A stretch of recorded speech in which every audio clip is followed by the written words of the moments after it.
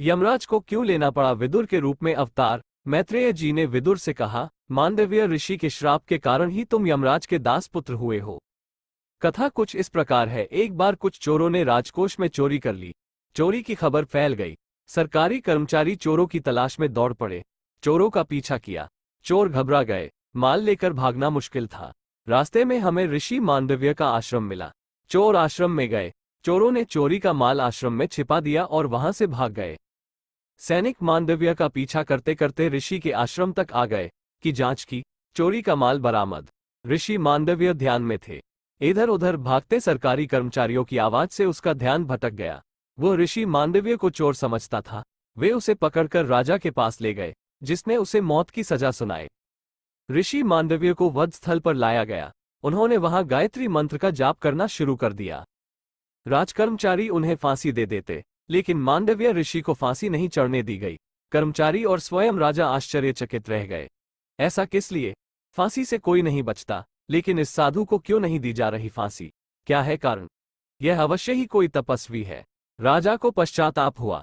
ऋषि से माफी मांगी। ऋषि ने कहा, राजा, मैं तुम्हें माफ कर दूंगा, लेकिन मैं यमराज को माफ नहीं करूंगा। मैं पूछूंगा कि मुझे मृत्युदंड क्यों दिया गया? जब मैंने कोई पाप किया ही नहीं तो क्या मैं जज यमराज को दंड दूंगा? अपनी तपस्या के बल से मांडव्य ऋषि यमराज की सभा में गए। यमराज से पूछा, यमराज, जब मैंने कोई पाप किया ही नहीं तो मुझे मृत्युदंड क्यों दिया गया? तुमने मुझे मेरे किस पाप का दंड दिया? ऋषि के पूछने पर यमराज भी हिल गए।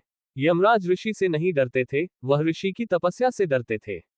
ऋषियों का शरीर और वाणी तपस्या से पवित्र हो जाते हैं, इसलिए जो कहा जाता है वह होता है। तपस्या ही व्यक्ति को पवित्र करती है। भक्ति ही व्यक्ति को पवित्र करती है। ऋषि का प्रश्न सुनकर यमराज कांप उठे। बोले, ऋषिव, जब आप 3 साल के थे तो आपने एक तितली को कांटा चुभा दिया था। उसी पाप के कारण आपको ये सजा मिली। जाने अनजाने जो भी पाप होता है उसका दंड तो भोगना ही पड़ता है। भगवान को केवल पुण्य ही अर्पित किए जा सकते हैं, पाप नहीं।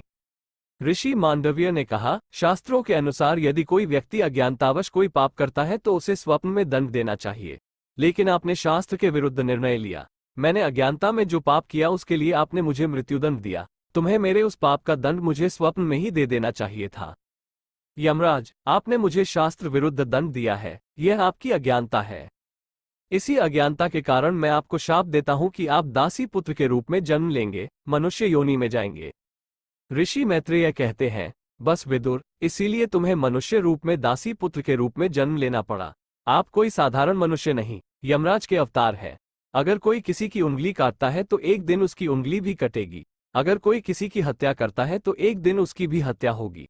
बचपन में ऋषि मांडव्य ने एक तितली को कांटा चुभा दिया था, इसलिए उन्हें सूली पर चढ़ना पड़ा, और यदि तितली मर जाती तो ऋषि को भी मरना पड़ता।